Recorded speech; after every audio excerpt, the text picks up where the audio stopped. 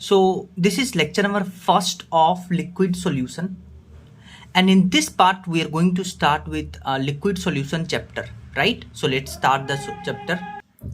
देखिए, अगर हम बात करते हैं सॉल्यूशन किसको कहते हैं, तो सॉल्यूट प्लस सॉल्वेंट को मिला करके हम सॉल्यूशन कहते हैं। अब देखिए, ये जो सॉल्यूट है, ये सॉल्यूट का अमाउंट कम होना चाहिए।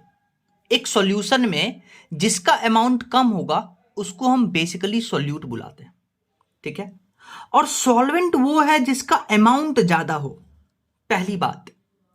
या अगर ऐसा हो कि सॉल्यूट और सॉल्वेंट का अमाउंट आप सेम ले रहे हैं। फॉर एग्जांपल मान लेते हैं, आप ले लेते हैं 500 gram sugar and 500 gram water.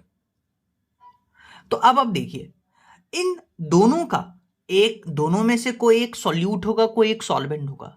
दोनों में से किसको सॉल्यूट बुलाएंगे, किसको सॉल्वेंट बुलाएंगे? अब सुनिए, अगर इन दोनों को मिला करके जब आप सॉल्यूशन बनाइएगा तो सॉल्यूशन का जो नेचर होगा, आप क्या करिएगा, 500 ग्राम वाटर में जब 500 ग्राम चीनी घोलिएगा तो आपको वाटर ही मिलना है।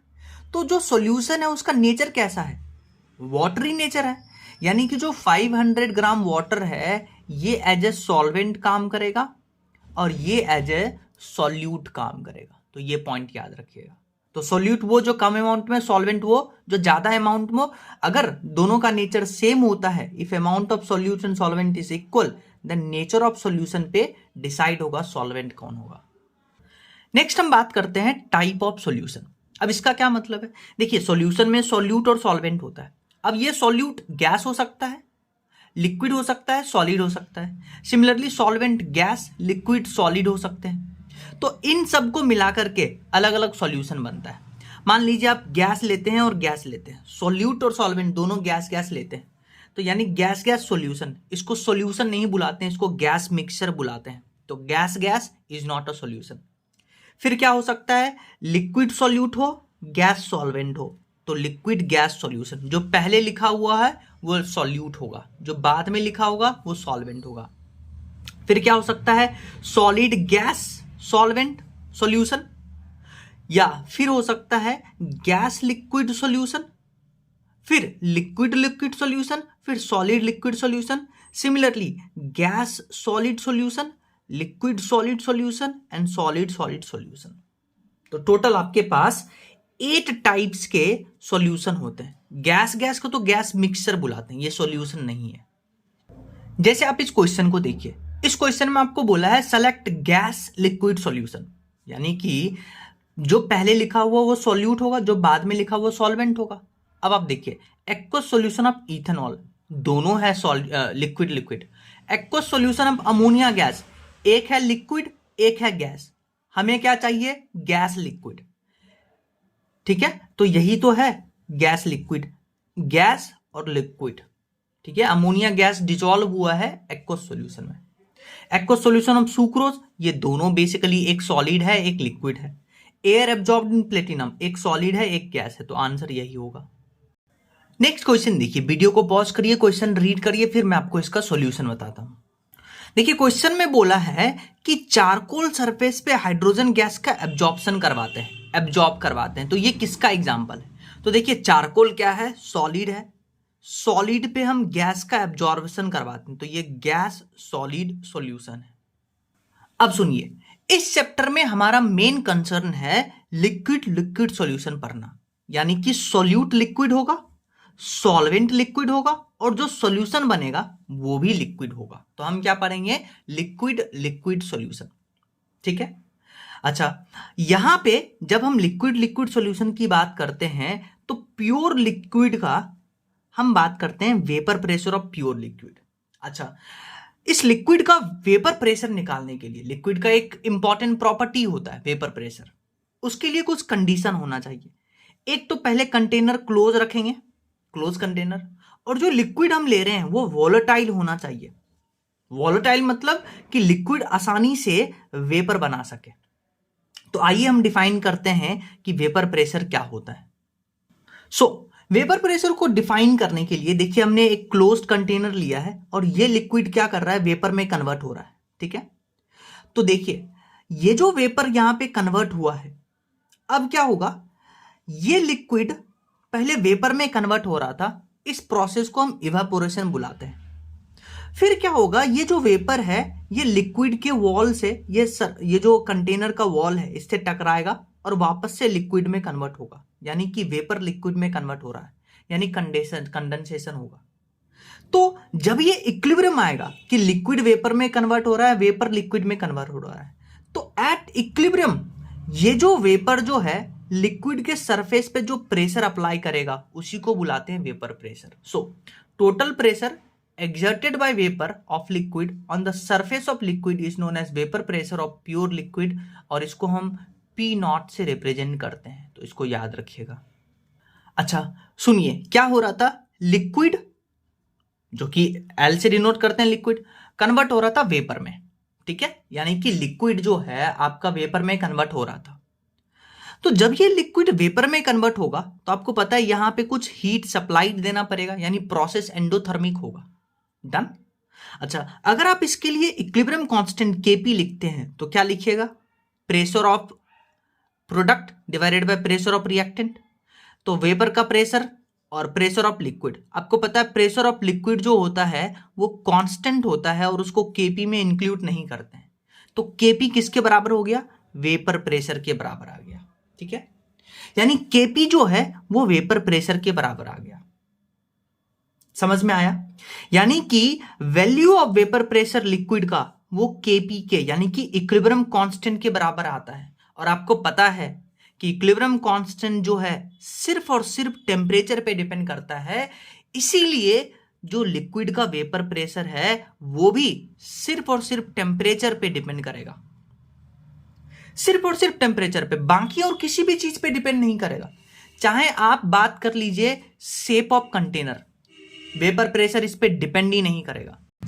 चाहे आप कंटेनर में कितना भी लिक्विड ले लीजिए, amount of liquid, vapour pressure उस पे डिपेंड ही नहीं करेगा। सरफेस एरिया ऑफ कंटेनर में चेंज लाइए, उस पे भी वेपर प्रेशर डिपेंड नहीं करेगा। वेपर प्रेशर इक्विलिब्रियम कांस्टेंट के बराबर होता है, वो सिर्फ और सिर्फ टेम्परेचर पे डिपेंड करता है। डन। जैसे वीडियो पॉज करिए, इस क्वेश्चन को रीड करिए, फिर मैं आपको इसका सॉल्यूशन बताता हूं। बोला क्या है आपको कि 2 मोल लिक्विड H2O है 2 लीटर कंटेनर में प्रेजेंट है और उस समय वेपर प्रेशर आ रहा था P नॉट। फिर बोला कि सारा का सारा H2O हमने 10 लीटर कंटेनर में ट्रांसफर कर दिया, तो आप बताइए वेपर प्रेशर ऑफ लिक्विड। तो आपको मैंने बोला था कि वेपर प्रेशर सिर्फ और सिर्फ टेम्परेचर और नेचर ऑफ लिक्विड पे डिपेंड करता है, वो शेप ऑफ कंटेनर पे डिपेंड ही नहीं करता, तो आंसर P नॉट के बराबर ही आएगा। सिमिलरली इस क्वेश्चन को वीडियो पॉज करके पढ़िए, सेम कॉन्सेप्ट है तो पढ़ करके आप समझ लीजिए। नेक्स्ट क्वेश्चन देखिए, वीडियो को पॉज करिए, क्वेश्चन रीड करिए, फिर मैं आपको इसका सॉल्यूशन बताता हूं। देखिए क्वेश्चन में आपको बोला है कि लिक्विड वेपर में कन्वर्ट हो रहा है, वेपर लिक्विड में कन्वर्ट हो रहा है, इसका K इक्विलिब्रियम है 2.57। तो आपसे पूछा calculate vapour pressure of liquid if 2 mole liquid present in 10 litre container at 300 kelvin. तो मैंने अभी आपको बताया था कि जो K इक्विलिब्रियम है लिक्विड वेपर में जो कन्वर्जन होता है, ये K इक्विलिब्रियम वेपर प्रेशर के ही बराबर आता है।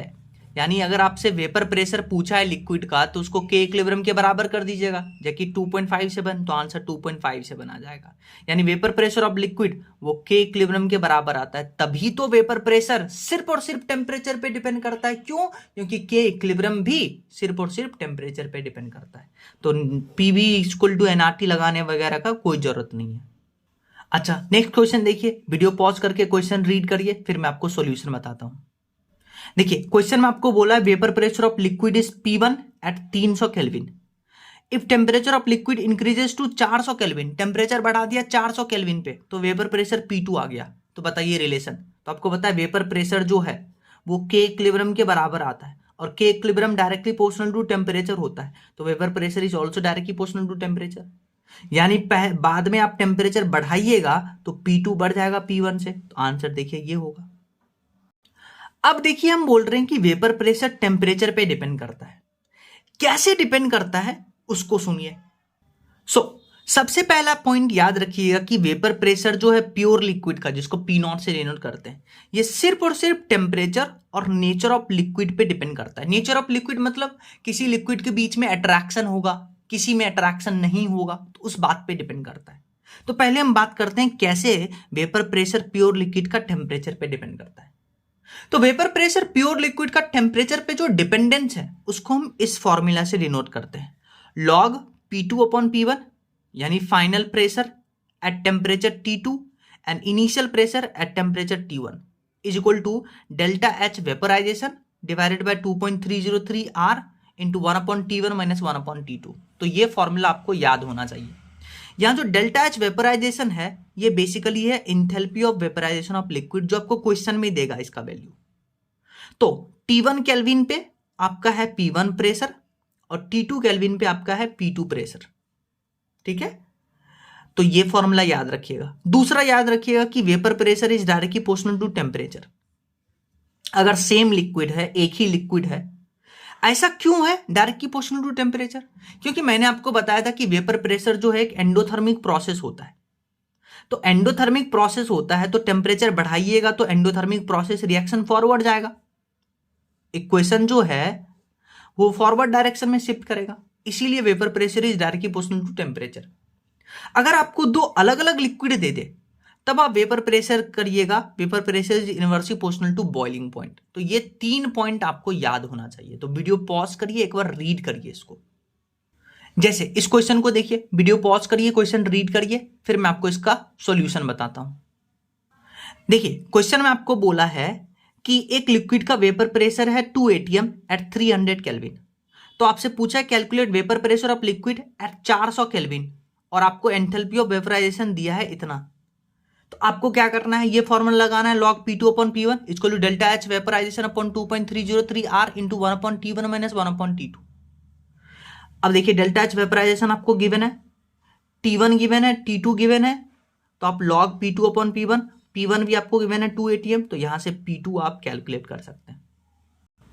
अगर आप बात करते हैं कि बॉइलिंग पॉइंट और वेपर प्रेशर में क्या रिलेशन होता है, तो ये बेसिकली दो डिफरेंट लिक्विड के लिए हम कंपेयर करते हैं। तो याद रखिएगा vapour pressure is inversely proportional to boiling point, कि अगर किसी का बॉइलिंग पॉइंट ज्यादा होगा तो उसका वेपर प्रेशर कम होगा। तो ये पॉइंट याद रखिएगा, ठीक है, कि किसी का बॉइलिंग पॉइंट ज्यादा होगा तो उसका वेपर प्रेशर क्या होगा, कम होगा।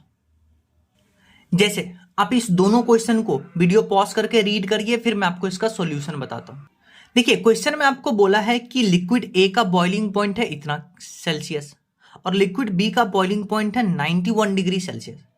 तो आपसे पूछा है वेपर प्रेशर का ऑर्डर बताइए लिक्विड ए और लिक्विड बी का एट 50 डिग्री सेल्सियस। तो अभी आप पढ़ के आए हैं कि वेपर प्रेशर और बॉइलिंग पॉइंट में ये रिलेशन होता है कि जिसका बॉइलिंग पॉइंट ज्यादा उसका वेपर प्रेशर ज्यादा। देखिए इसका बॉइलिंग पॉइंट, लिक्विड ए का बॉइलिंग पॉइंट ज्यादा है, तो यानी लिक्विड ए का वेपर प्रेशर क्या होगा, कम होगा। तो समझ में आया। सिमिलरली इस क्वेश्चन में देखिए, इस क्वेश्चन में आपको बोला है कि लिक्विड ए का वेपर प्रेशर P1 है, कितना टेम्परेचर पे, 119 डिग्री सेल्सियस पे, और आपसे बोला है vapour pressure at P2, vapour pressure at P2 at 50 degree Celsius. तो अब देखिए यहाँ पे टेम्परेचर का खेल है। तो आपको पता है vapour pressure is directly proportional to temperature, जिसका टेम्परेचर ज्यादा उसका वेपर प्रेशर ज्यादा। तो P1 का टेम्परेचर ज्यादा है इसलिए P1 is greater than P2। अच्छा, मैंने आपको बोला था कि वेपर प्रेशर जो है वो दो ही चीज पे डिपेंड करता है, एक तो डिपेंड करता है टेम्परेचर पे और दूसरा डिपेंड करता है नेचर ऑफ गैस पे। तो अब हम बात करते हैं कि नेचर ऑफ गैस कैसे इफेक्ट करता है वेपर प्रेशर को। मान लीजिए 25 डिग्री सेल्सियस पे हमने लिया है हाइड्रोजन गैस और हमने लिया है अमोनिया गैस। तो देखिए एक लिक्विड वेपर में कैसे कन्वर्ट होता है। तो आपको पता है लिक्विड के मॉलिक्यूल के बीच में इंटरेक्शन फोर्स होता है। अब आपको अगर इसको वेपर में कन्वर्ट करना है तो इस इंटरेक्शन फोर्स को तोड़ना पड़ेगा।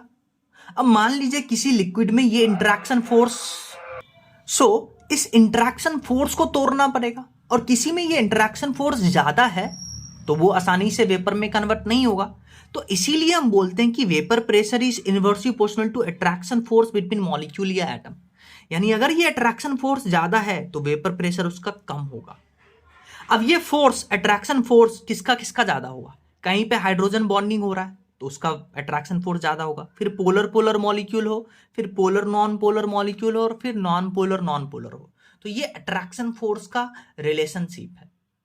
अगर पोलर मॉलिक्यूल है तो आपको पता है उसका डाइपोल मोमेंट कुछ होता है, is not equal to zero. Non polar moment का डाइपोल मोमेंट जीरो होता है। और अट्रैक्शन फोर्स जो है, अगर नॉन पोलर के बीच में आपको कंपेयर करना है तो अब होता है directly proportional to molecular weight. जिसका मॉलिक्यूलर वेट ज्यादा उसका अट्रैक्शन फोर्स ज्यादा, और जिसका अट्रैक्शन फोर्स ज्यादा उसका वेपर प्रेशर कम। जैसे वीडियो पॉज करके आप इस क्वेश्चन को रीड करिए, फिर मैं आपको इसका सॉल्यूशन बताता हूं। देखिए क्वेश्चन में आपको बोला है वाटर और बेंजीन में आपको वेपर प्रेशर कंपेयर करना है। तो देखिए वाटर जो है इसमें आपको पता है हाइड्रोजन बॉन्डिंग होता है, और बेंजीन जो है ये नॉन पोलर है। तो यहां से साफ आपको दिख रहा होगा कि हाइड्रोजन बॉन्डिंग ज्यादा है, तो यहां अट्रैक्शन फोर्स ज्यादा होगा वाटर वाटर मॉलिक्यूल के बीच में, ठीक है। और अभी आप पढ़ के आए हैं कि vapour pressure is inversely proportional to attraction force, ये ज्यादा तो वेपर प्रेशर कम, यानी कि वेपर प्रेशर बेंजीन का ज्यादा होगा वाटर के कंपैरिजन में, ठीक है। जैसे वीडियो पॉज करके आप इस क्वेश्चन को रीड करिए, फिर मैं आपको इसका सॉल्यूशन बताता हूं। देखिए आपको बोला है कि हाइड्रोजन लिक्विड है और बेंजीन लिक्विड है, वेपर प्रेशर में अरेंज करना है। तो आपको पता है vapour pressure is inversely proportional to attraction force. ये दोनों जो है ये दोनों नॉन पोलर है। अगर ये दोनों नॉन पोलर है तो आपको पता है attraction force is directly proportional to molecular weight. तो यहां से आप बोल सकते हैं कि vapour pressure is inversely proportional to molecular weight. अब देखिए मॉलिक्यूलर वेट हाइड्रोजन का 2 होता है, बेंजीन का 78। तो molecular weight of benzene is greater than hydrogen, तो इसलिए वेपर प्रेशर बेंजीन का कम हो जाएगा। तो vapour pressure of hydrogen will be greater than benzene.